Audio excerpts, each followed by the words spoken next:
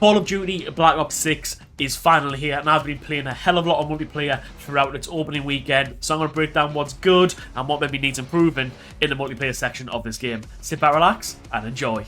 So first off, we'll talk about the gameplay. I'm going to break down the gameplay into movement, and I'm going to break it down into gunplay. Now, movement first. We have Omni movement for the first time in Call of Duty, which means we can sprint left, we can sprint right, we can sprint forward, sprint backwards, dive left, dive right, shoot our gun while doing it. We can sort of roll over when we're in prone. We can do all these different things, and the movement feels really, really smooth in this game. It feels like we've come light years away from Modern Warfare 2 just 2 years ago to where we are now. The movement feels incredible. It feels really smooth, in my opinion.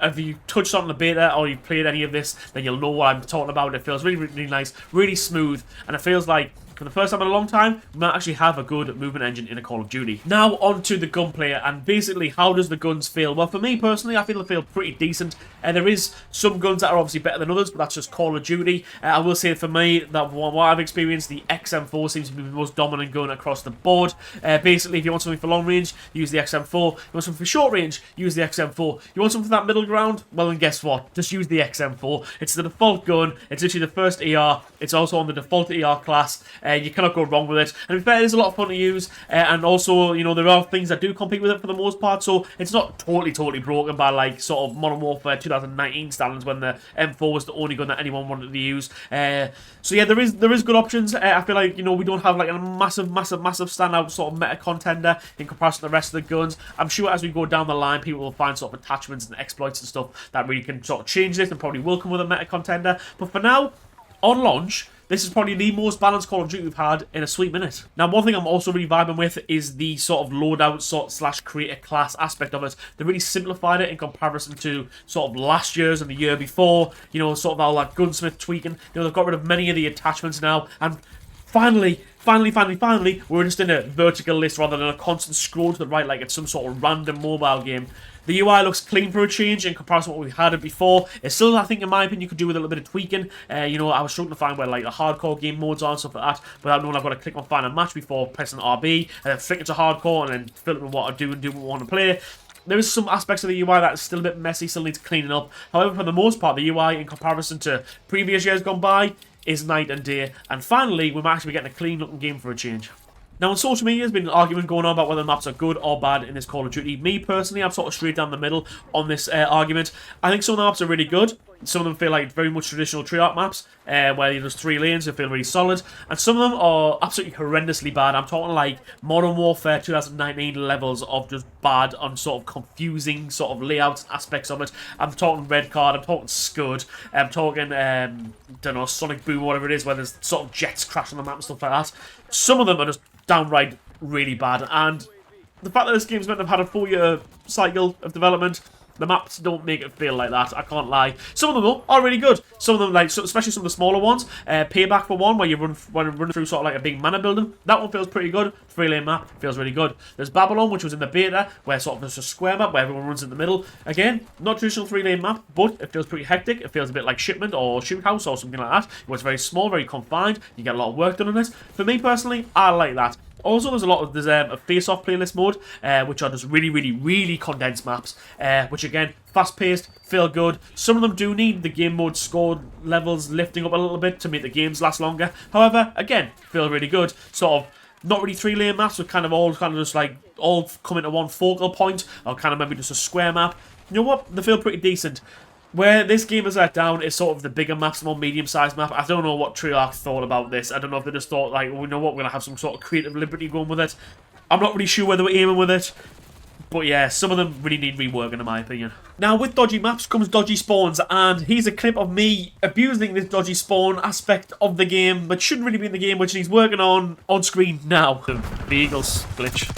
That's all I think anymore.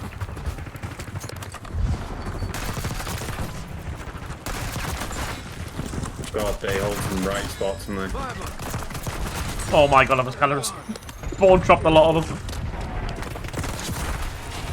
It feels like the spawns in Call of Duty have been horrendously bad for the last few years now. But in this game in particular, I feel like they are really sort of highlighted in terms of the amount of times I've been in a game where it's not even such a small map, and I've spawned right next to the enemy, or the enemy spawned right next to me, and I've been able to kill them straight away.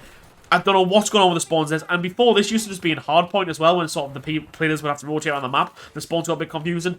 For me, it just feels like it's in any mode at the moment on this game. I feel that the spawns really, really need looking at across the board, or else a lot of people are going to go, you know what, can't really bother with this. It's not really all that great. So yeah, just as an afterthought, spawns, bad maps. I think probably the map design also leads into the spawn aspect of it, where people don't really want to run on the map because the maps aren't all that great, and I think that's where the spawning issues probably come into play a little bit. One of the best things, in my opinion, about this multiplayer, was obviously announced before even multiplayer dropped, was that the old school prestige system is returning, or has returned, because obviously it has returned, we are now playing it.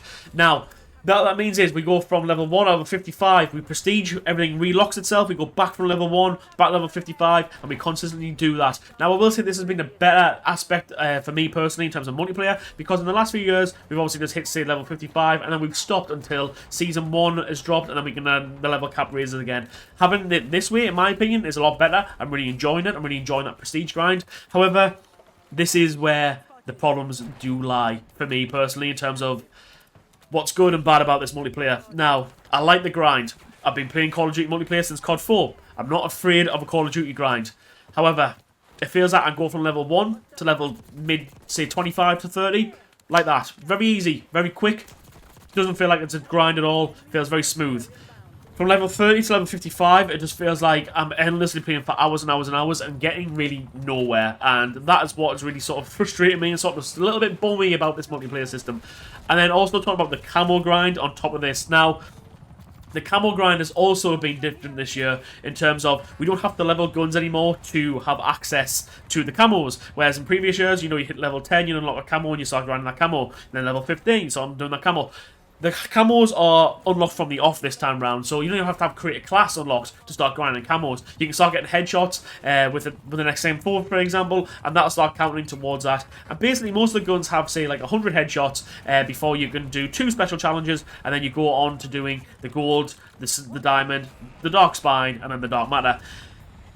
Now, I will say is, because you don't have to level these guns, I'm getting gold camos long before any weapon is fully leveled. I have now, I think, 7 gold camos, and no weapons are fully leveled. We've got weapon levels back to like mid-40s, high 40s, as opposed to sort of the last previous years where they've only been like sort of mid-20s. And I don't get why, because the grind is too much. It's just ridiculous. I don't see why we're doing it. I don't know why we need 40 levels on a gun again. Infinity Ward did an awful lot wrong with Modern Warfare 2, but the fact that how they tweaked the camo system, the camo grinding system, and the weapon leveling system to only have so many levels per gun, and then so many camos per gun, worked a treat. And I feel like they realised that people are now playing multiplayer to sort of grind guns to use in Warzone. But for some reason, Treyarch has gone, yeah, we see that, but we're now going to make you grind under 45 levels on 1 AR, and then repeat the process 7 times. I don't get why that's a thing, and the gun levels take forever. I've not really used any double XP at all in this, and I've got like 18 hours playtime. That's how much I've been playing this, and I have no guns fully leveled. It needs sorting out desperately. At this point, I'm kind of going to be looking at Warzone going, you know what, I'm going to try and get a gun to mid-30s, and I'll just do the rest in Warzone where the XP is very quick. I think that's the only way to do it, because it's just, it's ridiculous, to be honest. So a perfect example of this sort of weapon leveling versus the camo grind is my Ames. The Ames, or the Ames, whatever you want to call it, has 46 gun levels. However, I'd managed to get a gold at level 28. Now, right now it's locked because of prestige, and I haven't got that level to re-unlock it again. However, I don't foresee me doing diamond and whatever, it's like dark spine or whatever the next camo challenge is. I don't foresee those challenges taking me another 18 levels to get this max level. So when am I supposed to get this max level? The top 1 camos, to unlock the sort of mastery camos, you have to do the military camos first, which are basically just getting headshots with every gun. Now, basically, these camos are sort of universal across the board. So you get 15 headshots with the XM4, you unlock Savannah. You get 15 headshots with the C9, you unlock Savannah. These camos don't go across the gun or anything like that. These stay the same. However, where this does get interesting is these special camos. Now, these special camos go between each gun, so you can, so say I unlock this for the XM4 model, I can then go put it on my C9, and then obviously I've got gold, diamond, dark spine, and dark matter. However, this is where this gets really interesting and really, really stupid in my opinion. So I've got this gold, okay? But if I wanted to, I can put on Machina, which is an XM4 camo. However, I can also go my special camos, and I can also go to this one, which was which was one from the RPG, the HE1, and I can put it on my XM4 if I really wanted to. There you go, I can use that. That actually does look like Damascus off the Modern Warfare 2019, just think about it. Side note. However, that's because I've got the XM4 gold. If I go all the way back, and I go to my KSV, which isn't gold, so we go to Gunsmith, I'm still in the middle of doing those camos, okay? No problem, okay? You would think that, okay, I don't have these special camos unlocked, it's fine. Don't have gold unlocked, obviously. You would think that, but while I'm grinding this, I can use whatever camos I want. No, you'd be wrong. If I want to go and put in that exact same camo, it doesn't work, because I don't have the military camos unlocked. So, at what point are any of these special camos getting used? Because I'm literally going, me personally anyway, I'm literally going from military, grinding those two, and putting on a gold camo. What's the point of those special camos? I just don't get what they've done with the camo grind this year. And that is just pointless. So is Black Ops 6 multiplayer worth your time? Well, for me personally, it's probably been one of the most enjoyable multiplayer experiences I've had in the last few years from Call of Duty. So I will say that on that standpoint, it is, yes. However, if you're looking to grind it, me personally, I mean, I've played a lot of it this weekend because I've been off work. I'm back to work from Monday, which means that I'm going to be working 40 hours in a week. I'm not going to have all the time in the world to sit and play Call of Duty, which means the grind is going to slow down drastically for me, which means therefore I'm going to really pick and choose what I'm using in multiplayer when I'm playing it after work, because again, I'm only going to get like 3 or 4 hours, if that, on a night to play this now. So for me personally, I want these guns for Warzone because that's what I play most. I don't really play multiplayer. Once Warzone drops, will I play multiplayer all that much?